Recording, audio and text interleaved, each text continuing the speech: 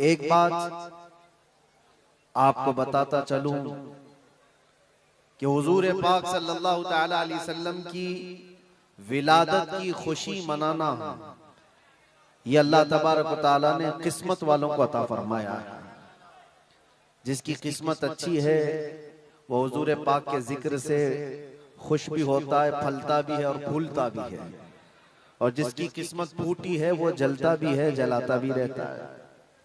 हमें आज उससे गरज नहीं। आप शरीयत के हुदूद में रह करके हुजूर पाक सल्लल्लाहु अलैहि वसल्लम की आमद की जितनी खुशियां मनाएं वो कम है।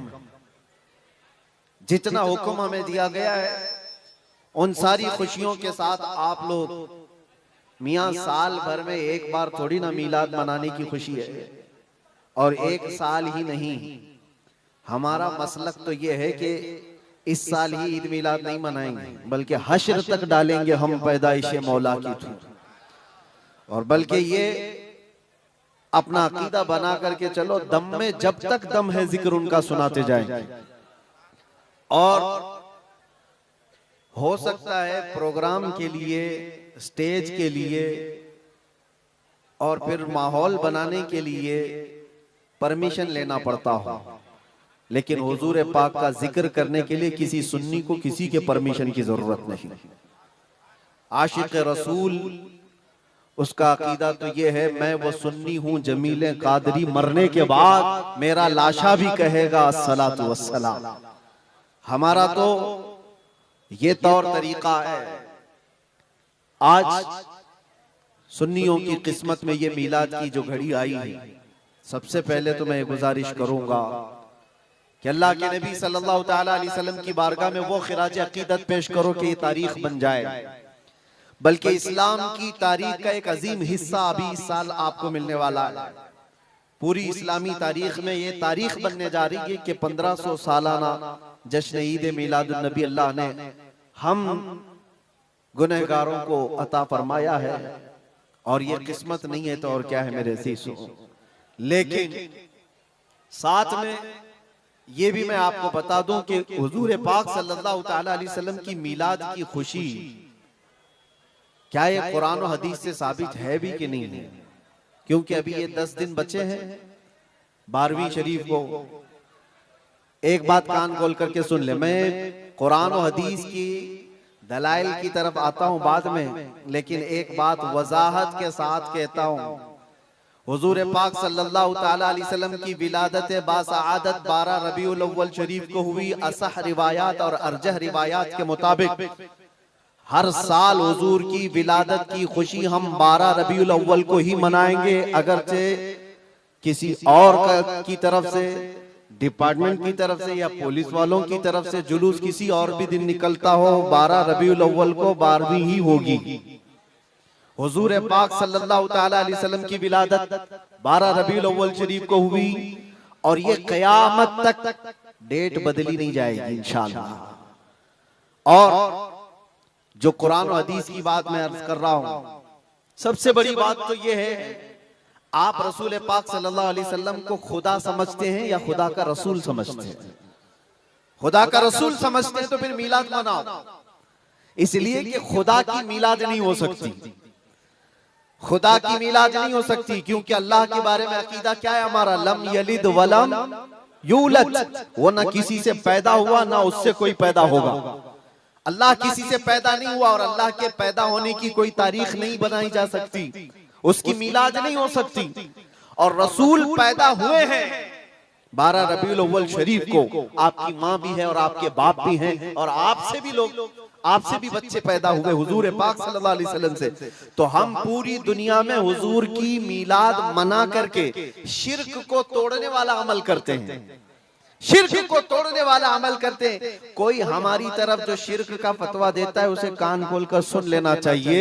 मीलाद मनाकर हम बताते हैं हम मोहम्मद अरबी सल्लल्लाहु अलैहि वसल्लम को खुदा नहीं समझते बल्कि खुदा का रसूल समझते हैं। अगर खुदा समझते या खुदा के बराबर समझते तो हुजूर की मीलाद कभी नहीं मनाते, क्योंकि अल्लाह की मीलाद नहीं मनाई जाती तो हम रसूल की भी मीलाद नहीं मनाते। दोनों को अगर बराबर समझते नहीं, हम सुन्नियों का अकीदा यह है, मैं मानता हूँ अक्ल वालो, मेरा मोहम्मद खुदा नहीं है, मगर दिलों में ये नक्श कर लो कि वो खुदा से जुदा नहीं है।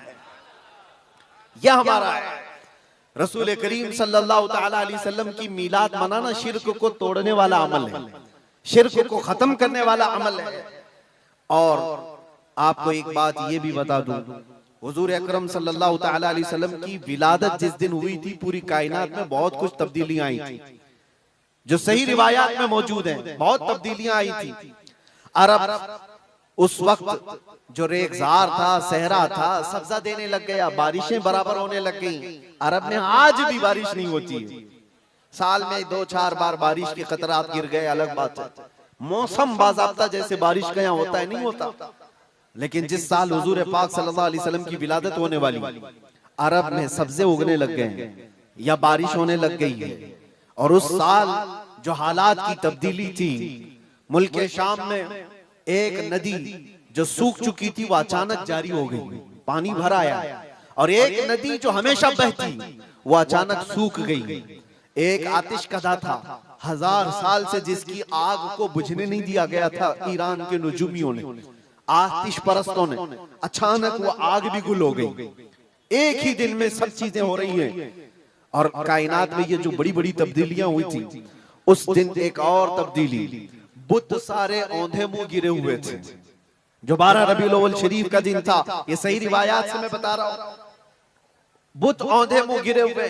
लेकिन एक बहुत बड़ा मसला हुआ था, जिसकी तरफ इमाम अहले सुन्नत फाजिल बरेलवी रहमतुल्लाह ताला अलैह अपने शेर में इशारा करते हुए फरमाते हैं, क्या एक बहुत बड़ी तब्दीली ये हुई थी कि मुल्क फारस का जो बादशाह है किसरा, उसका किला इतना मजबूत था कि उसकी हिफाजत के लिए 1 लाख फौजी खड़े रहते थे, सिर्फ किले की हिफाजत के लिए।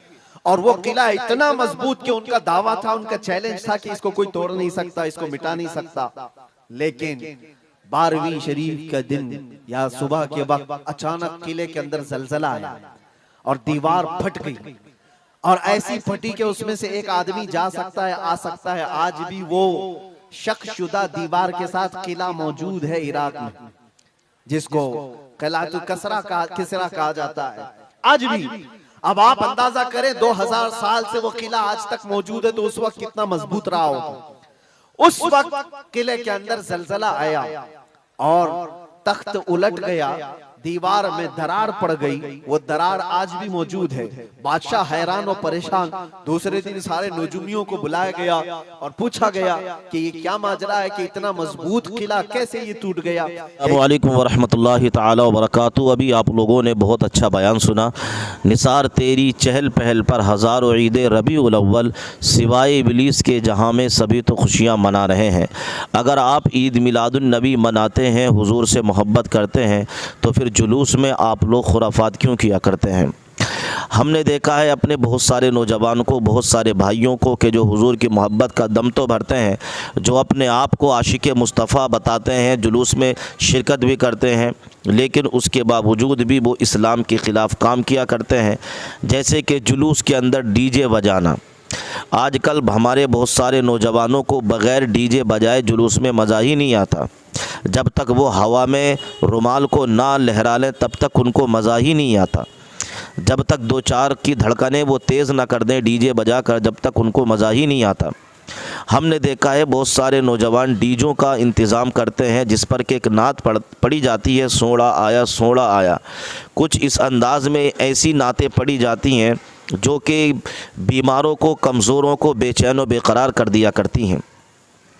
आप इतनी तेज़ जब डीजे बजाएंगे, किसी बीमार को भी तकलीफ़ होगी, किसी कमज़ोर को भी तकलीफ़ होगी, जिसकी इजाज़त हमारा मज़हब इस्लाम क़तअन नहीं देता है। इसलिए कि हुजूर की मोहब्बत का आप दम भरते हैं, लेकिन काम ऐसे करते हैं जो इस्लाम और शरीयत के ख़िलाफ़ है।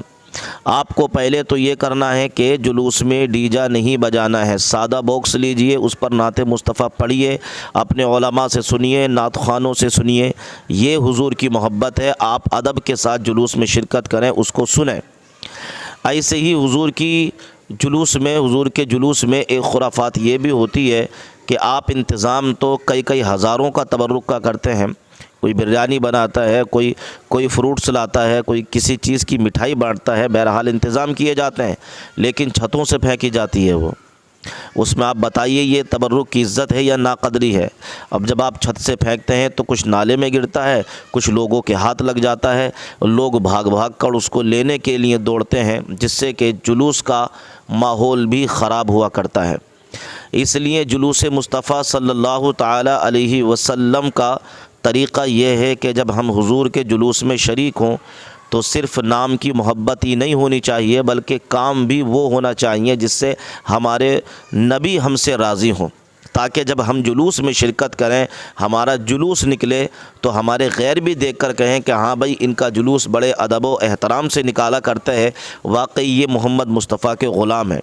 ऐसा नहीं कि और मज़ाहिब की तरह हम और आप अपने जुलूसों में जो है डीजे या दूसरे नाच गाने करें या दूसरी खुराफातें करें। हमारा मज़हब इस चीज़ की इजाज़त नहीं देता, हमारा दीन किसी को तकलीफ़ नहीं देता। हमारा दीन ऐसी बात को मना करता है जिससे कि हमें परेशानी हो या हमारे किसी कमज़ोर को, किसी बीमार को परेशानी हो। इसलिए इस अंदाज़ में जुलूस मुस्तफ़ा निकालें, इस अंदाज़ में जुलूस मुस्तफ़ा निकालें कि आपके जुलूस को देखकर आक़ा नेमत सल्लल्लाहु अलैहि वसल्लम भी खुश हों कि हाँ, 1501 साला हुजूर के जश्न विलादत पर हमने ऐसा इंतज़ाम किया है, ऐसा इंतज़ाम किया है कि हुजूर की आँखों को ठंडक पहुँचाने का काम किया है, ना कि हमने हुजूर को तकलीफ़ देने का काम किया है।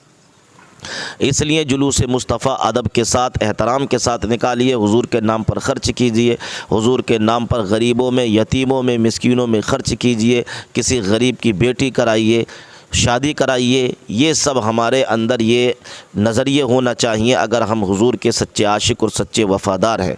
अल्लाह करीम से दुआ है कि अल्लाह करीम मुझे, आपको, सबको अमल की तौफ़ीक़ अता फ़रमाए।